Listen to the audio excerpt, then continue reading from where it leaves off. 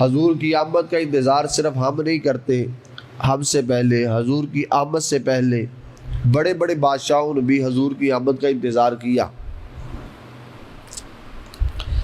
حضور کے میلاد سے پہلے، حضور کی ولادت سے پہلے 1000 سال، یعنی حضور کے پیدا ہونے سے بھی 1000 سال پہلے یمن کا ایک بادشاہ تھا جس کا نام تھا تبا، اس کو کہتے ہیں تبا الاول۔ تبا یہ یمن کے بادشاہ کا لقب تھا، جس طرح ایران کے بادشاہ کا نام کیسر، اور اسی طرح مصر کے بادشاہ کا نام فرعون، جو ہے نا وہ یہ 4 نام رکھے جاتے تھے، یعنی یہ لقب ہوا کرتے، نام اس کا کچھ اور تھا لیکن لقب اس کا تھا تبا۔ یہ تبا وہ بادشاہ تھا کہ جس علاقے میں جاتا اس علاقے کو فتح کرتا، اور اس کا طریقہ کار یہ تھا ذرا کہ جس علاقے کو فتح کرتا اس علاقے کے 10 معتبر آدمی، یعنی عقل مند، دنا، علم والے، جو اپنی کتابوں کے حافظ ہوتے، اپنی کتابوں کا علم رکھتے، ان کے پاس کل علم اپنی کتاب کا موجود ہوتا، 10 پوری قوم میں سے، پورے علاقے میں سے صرف 10 آدمیوں کا انتخاب کرتا جو بڑے اعلیٰ، دنا اور اول درجے کے پڑھے لکھے لوگ ہوتے، اور کتاب کو بھی جانتے، حالات و واقعات کو بھی جانتے۔ ان کو 10 آدمیوں کو اپنے ساتھ لیتا، پھر آگے نکل جاتا، پھر اگلے علاقے میں جا کر حملہ کرتا، ان کو زیر کرتا، وہاں سے 10 معتبر آدمیوں کو لیتا، یعنی 10 علماء کو وہاں سے لیتا جو اس کتاب کو جاننے والے تھے، لے کر جو ہے وہ پھر اگلے علاقے میں جاتا، وہاں پر حملہ کرتا فوج کے ساتھ۔ جب حملہ مکمل ہوتا پھر وہاں سے 10 عقل مند، ذہین، پڑھے لکھے لوگوں کو لیتا، پھر آگے نکل جاتا۔ یوں 10 کرتے کرتے اس نے 4000 پوری دنیا سے 4000 علماء کو جمع کر لیا۔ کتنے علماء کو جمع کیا؟ 4000۔ اس وقت یہودیوں کے بڑے بڑے علماء، ہر علاقے کے جو بڑے عالم دین تھے، ان بڑے علماء میں سے 10 آدمیوں کو لیتا، ہر علاقے پہ حملہ کرتا چلا جاتا، ہر علاقے سے 10 آدمیوں کو لیتا، آگے جاتا، اور وہ آدمی مشورے کے طور پر، علم کے طور پر اپنے ساتھ رکھتا۔ کسی جگہ مشورے کی ضرورت پڑتی تو یہ بتاتے، یعنی یہ قافلہ تیار ہوتا ہوتا ہوتا 10,000 یعنی 4000 علماء اس نے جمع کر لی، 10 کرتے ہوئے 4000 علماء اس نے جمع کر لیے۔ اس کو خبر ہوئی مکہ شہر کی کہ وہاں پر لوگ بڑے سخت ہیں، ان پر حملہ کرنے کے لیے یہ یمن سے نکلا۔ جب یمن سے نکلا نا تو اس کے ساتھ گھڑ سوار 1,33,000 گھوڑوں کا لشکر تھا، 1,13,000 پیادہ لوگ تھے، باقی اس کی فوج علیحدہ تھی، اور 4000 عالم دین ہر وقت اس کے ساتھ چلتے۔ یہ ساری فوج لے کر، سارے پیادہ لے کر، سارے گھڑ سوار لے کر، سارے علماء لے کر یہ مکہ شہر کی طرف روانہ ہوا، اور اس کی عادت یہ تھی کہ جس شہر میں جاتا اس شہر کے لوگ اس کے رعب کی وجہ سے، اس کی جو ہے وہ آگے پیچھے پروٹوکول کی وجہ سے لوگ ڈر جاتے، اور اس کا کھڑے ہو کر استقبال کرتے، اس کو خوش آمدید کہتے، اس کی فوج دے کر لوگ زیر ہو جاتے، لوگ کہتے بس تم ہی ہمارے بادشاہ ہو، یعنی لوگ ڈر جاتے۔ لیکن جب یہ مکہ شہر میں پہنچا نا تو مکہ شہر کے لوگوں نے اس کی کوئی آؤ بھگت نہیں کی، کوئی استقبال نہیں کیا، کوئی اس کے ساتھ اچھا رویہ اختیار نہیں کیا۔ اس نے اپنے ایک وزیر کو بلایا، اس وزیر کا نام تھا اماریس۔ اس نے وزیر کو اپنے پاس بلا کر کہا، اماریس یہ کیسے لوگ ہیں، ساری دنیا مجھ سے ڈرتی ہے لیکن انہوں نے میرا استقبال ہی نہیں کیا۔ اماریس ذرا عقل مند اور دنا آدمی تھا، اس نے کہا حضور بات یہ ہے، یہ عرب کے لوگ بدو لوگ ہیں، یہ پڑھے لکھے نہیں ہیں، یہ بتوں کی پوجا کرتے ہیں، انہیں کچھ علم نہیں کہ کسی کی عزت کیسے کی جاتی ہے، استقبال کیسے کیا جاتا ہے، لہٰذا ان سے توقع نہ رکھے استقبال کی۔ پھر اس نے کہا یہ لوگ کرتے کیا؟ کہا ان کے ہاں کہنا یہ ہے کہ یہاں پر ایک اللہ کا گھر ہے جس کو یہ خانہ کعبہ کہتے ہیں، وہاں پر انہوں نے اپنے اپنے خدا بنائے رکھے، یہ اس گھر کی بڑی تعظیم کرتے ہیں۔ اس نے کہا اچھا۔ اس نے کہا اس کو غصہ تو بڑا ہے کہ ان لوگوں نے میرا استقبال نہیں کیا، میری شان کے لائق میری عزت نہیں کی۔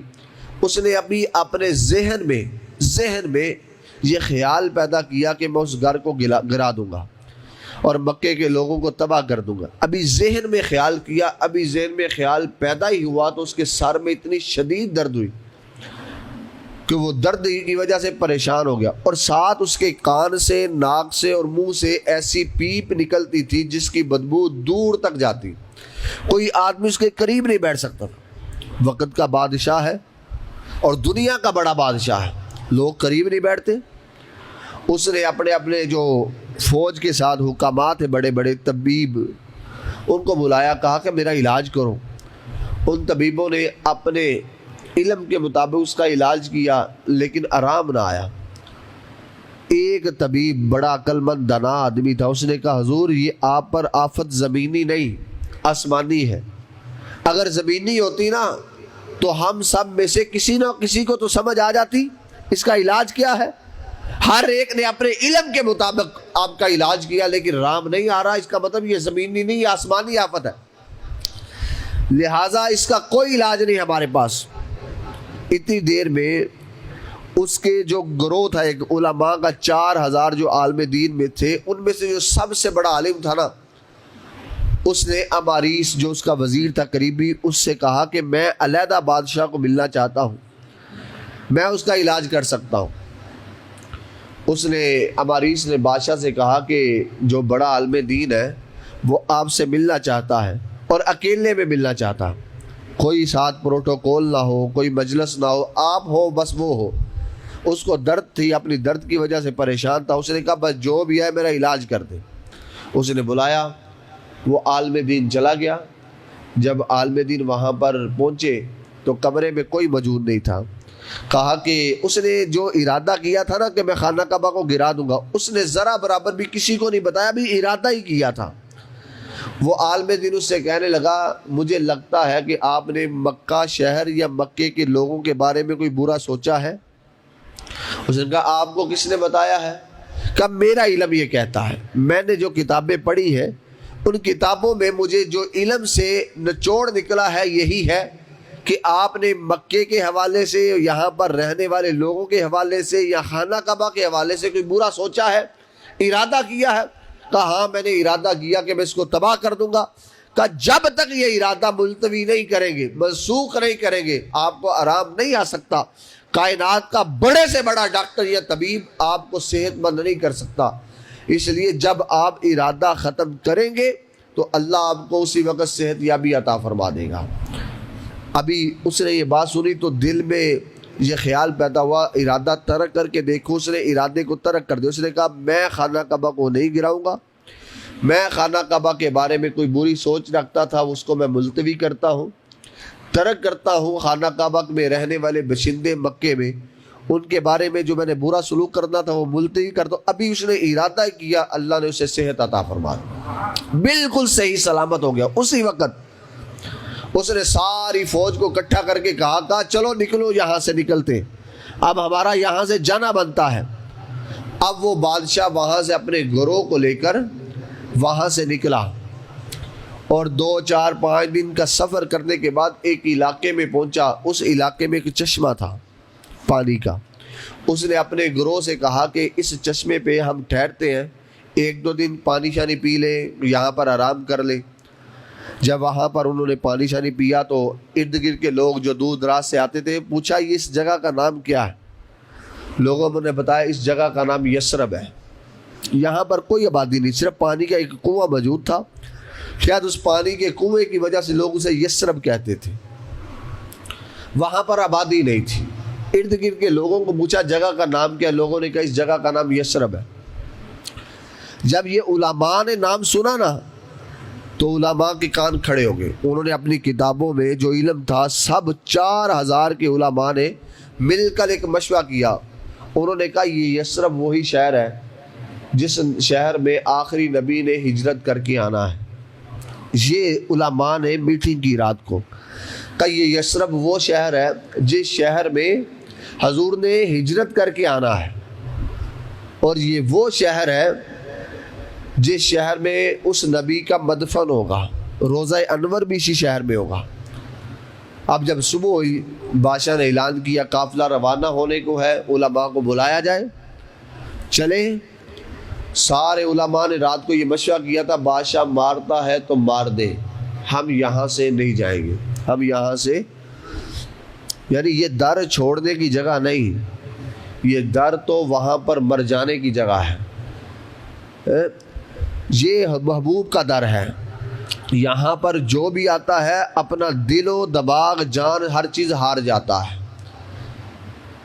کہتے وہ دربار مصطفیٰ، آج اس کا یہ حال ہے کہ حضور کا فرمان ہے من زار قبری وجبت لہ الشفاعت، جو میرے روزے کو دیکھے، میری قبر کی زیارت کرے، میں کل قیامت کے دن اللہ کا رسول اس کی شفاعت کروں گا. کہتے آقا دے دوالے نے غلامہ دیا ٹولیاں، ایک پیا سوڑا ہے کروڑا دیا بولیاں. ابھی محبوب آئے نہیں، 1000 سال پہلے کی بات ہے.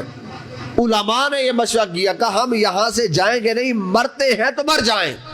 بادشاہ قتل کرتا ہے قتل کر دے، مارتا ہے مار دے، نقصان پہنچاتا ہے پہنچا دے، لیکن در مصطفیٰ چھوڑ کر ہم یہاں سے نہیں جائیں گے، ہم یہاں پر ہی رہیں گے. 1000 حضور کی آمد سے پہلے کا واقعہ، 1000 سال پہلے کا. سارے علماء کو بلایا گیا. علماء نے بالاتفاق کہا ہم یہاں سے نہیں جائیں گے. اب بادشاہ کے ذہن میں یہ تجسس پیدا ہوا کہ علماء سب کے سب نے یہ کیوں کہا، حالانکہ ان کو آسائش ملتی ہے، میرے پاس دولت ہے، ان کو دولت ملتی ہے، ان کو میں عزت دیتا ہوں، مرتبہ دیتا ہوں، مقام دیتا ہوں. یہ اس شہر میں کیوں رہنا چاہتے ہیں جہاں پر کچھ بھی نہیں سوائے پانی کے ایک چشمے کے؟ بادشاہ کا تجسس بڑھا تو بادشاہ نے علماء کو بلا کر کہنے لگا کہ آپ یہاں سے کیوں نہیں جانا چاہتے؟ علماء میں سے جو سب سے بڑا عالم تھا نا، اس نے کہا کہ ہمارے علم کے مطابق جو ہم نے کتابیں پڑھ رکھی ہیں، جو اللہ کی آسمانی کتابیں ہیں، ہمارے علم کے مطابق جہاں سے ہم آئے ہیں، یعنی مکہ سے ہم آئے ہیں، جہاں پر ہم نے ارادہ کیا تھا برے کام کا آپ نے، تو اللہ نے سزا دی آپ کو. وہ شہر ہے جس شہر میں نو نبی پیدا ہوگا، اور خانہ کعبہ جس کو گرانے کا میں نے ارادہ کیا، وہ نبی اس خانہ کعبہ کو آباد کرے گا. وہاں پر رونق ہوگی اور پوری دنیا سے لوگ کھچے کھچے اس خانہ کعبہ کی طرف آئیں گے جس کو آپ نے گرانے کا ارادہ کیا. پھر ایک وقت آئے گا میرے نبی کو اس شہر کے لوگ جنہوں نے آپ کی عزت نہیں کی، اس نبی کی بھی عزت نہیں کریں گے. وہ نبی اس شہر کو چھوڑ کر اس جگہ پہ آئے گا جس جگہ کا نام آج یثرب ہے. یہ ہمارا علم کہتا ہے 1000 سال پہلے لوگ انتظار مصطفیٰ میں بیٹھے رہے، حضور کی آمد کا انتظار کرنے کے لیے بیٹھے رہے کہ ہم یہاں سے نہیں جائیں گے. وہ بادشاہ کہنے لگا اچھا وہ نبی اتنا عالی ہے، اتنا بلند مقام والا ہے کہ اس کے قصے کہانیاں، اس کی باتیں اللہ نے پہلی آسمانی کتابوں میں نازل فرمائی. اتنی عظمت والا نبی ہے، اس کی آمد کی جگہ بھی بتائی، اس کی ہجرت کی جگہ بھی بتائی، اس کے مدفن کی جگہ بھی بتائی، لہذا وہ نبی بڑی شان والا ہوگا، بڑا مقام والا ہوگا. تو با کہنے لگا صرف آپ یہاں پر نہیں رہیں گے، میں بھی 1 سال یہاں پر رہ کر نبی کا انتظار کروں گا. اور سارا لشکر 1 سال تک اس یثرب جگہ پر رہا جہاں پر آج حضور صلی اللہ علیہ وسلم کا مدینہ شہر آباد ہے. سارے لشکر نے کہا ہم بھی یہاں پر انتظار مصطفیٰ کے لیے جمع ہوں گے. آج ہم بھی یہ کہتے ہیں ابھی 28 صفر ہے، ہم حضور کی آمد کا انتظار کر رہے ہیں، اور حضور کی آمد کا انتظار ماہ ربیع الاول شروع ہونے والا ہے. اور ہر ایمان والا جس نے ذات مصطفیٰ کا کلمہ پڑھ رکھا ہے، اور ہمیں یہ ایمان ہے، ہمارا یقین ہے کہ ہمارے پاس جو کچھ ہے یہ ہمارا نہیں، ذات مصطفیٰ کا صدقہ ہے.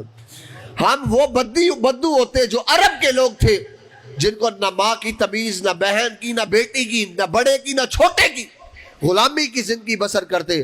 میرے نبی نے آ کر ان لوگوں کو غلامی سے آزادی عطا فرما دی، اور ہم پر احسان یہ کیا کہ ہمیں انسانیت کا مقام بتایا، کہ انسان وہ نہیں ہوتا جو کسی کی ذلت کرے، انسان وہ ہوتا ہے جو کسی کو معاف کر دیتا ہے۔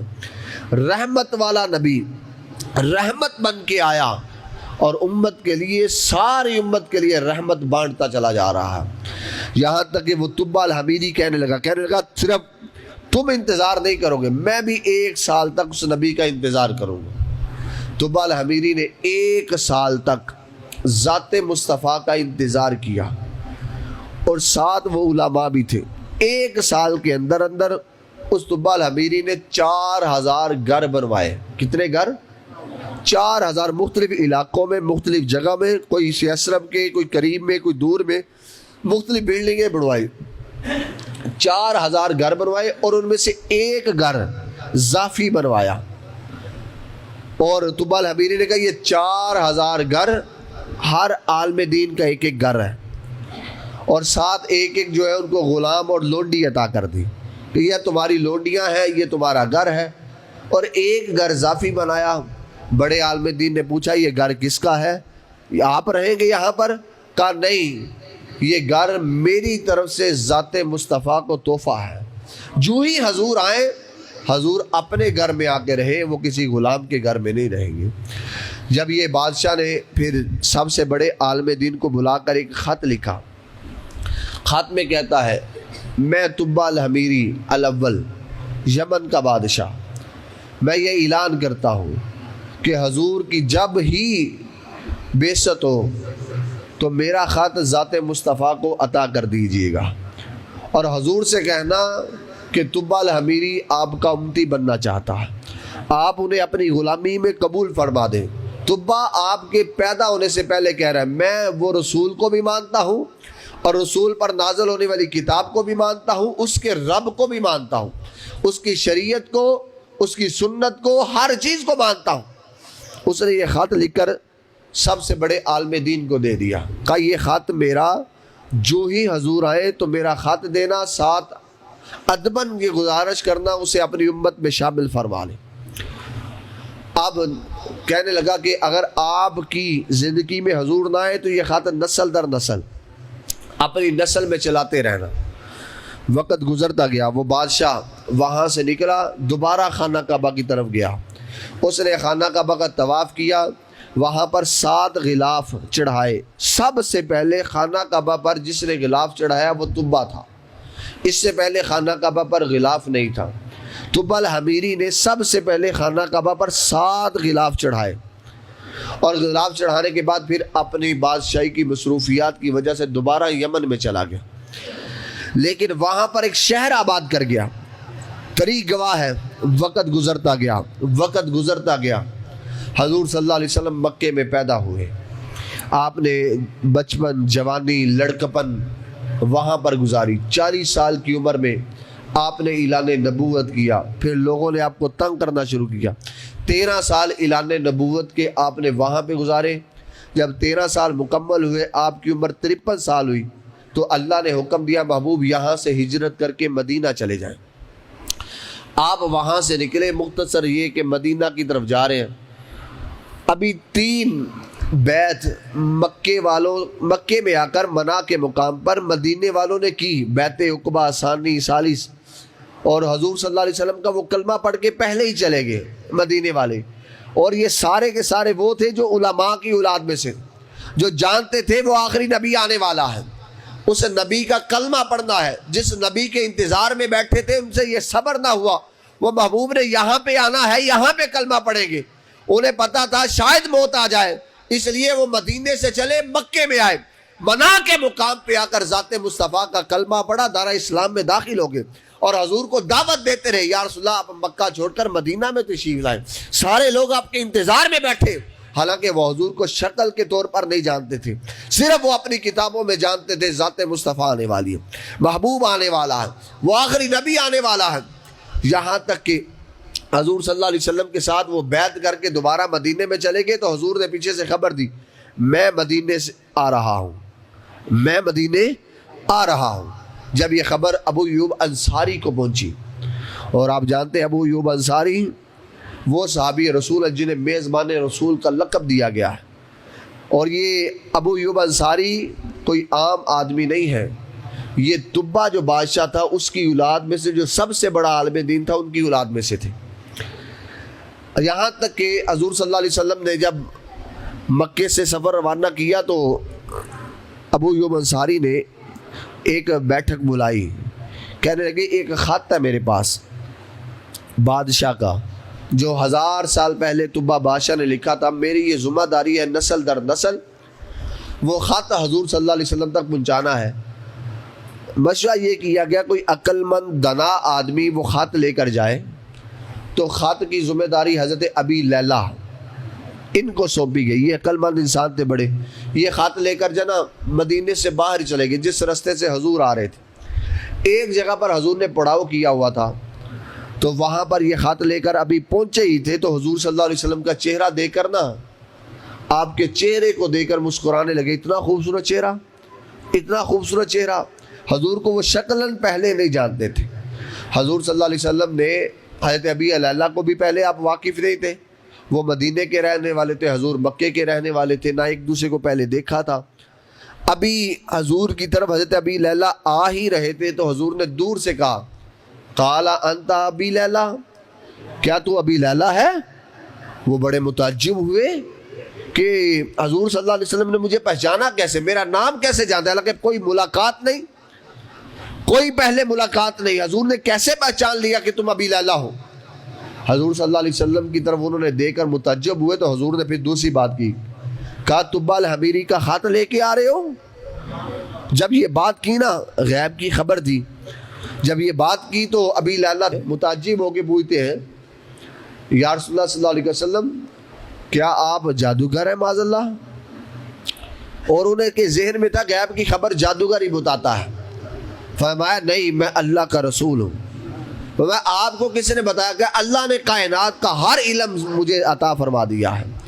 تو آ رہا تھا میں پہچان رہا ہوں. حضور نے خط نہیں کھولا, ہاتھ پکڑا, ساتھ حضرت بکر صدیق نے انہیں پکڑا کر کہا گواہ رہنا میں نے تبا الحمیری کو اپنی امت میں شامل فرما لیا ہے اور کل قیامت کے دن میں تبا الحمیری کی شفاعت کروں گا. یعنی وہ انتظار میں تھے. اب یہ قافلہ بڑھتا بڑھتا جب مدینے میں روانہ ہوا نا تو مدینے میں ہر عالم دین کی اولاد یہ چاہتی تھی یہ قافلہ ہمارے گھر میں ٹھہرے, حضور ہمارے گھر میں ٹھہرے, حضور ہمارے گھر میں ٹھہرے.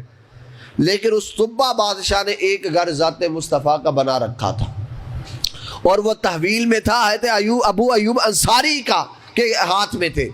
یہاں تک ذات مصطفیٰ کی جب اونٹھی کی نکیل پکڑنے لگے لوگ, حضور نے فرمایا چھوڑ دو, میری اونٹھی جانتی ہے اس نے جہاں پہ جانا ہے, اس نے جہاں پہ جانا ہے یہ جانتی ہے. یہاں تک کہ اونٹھی چلتے چلتے حضرت ابو ایوب انصاری کے گھر کے سامنے بیٹھی اور حضور صلی اللہ علیہ وسلم اترے, حضرت ابو ایوب انصاری کے گھر میں چلے گئے. اب یہاں پر ایک بات رک کے کہتا ہوں, حضرت ابو ایوب انصاری کا وہ ذاتی گھر نہیں تھا, وہ تحویل میں تھا. گھر وہ ذات مصطفیٰ کا تھا جو تبا بادشاہ نے بنوایا تھا. اس لیے حضور کسی کے گھر میں کیسے جاتے؟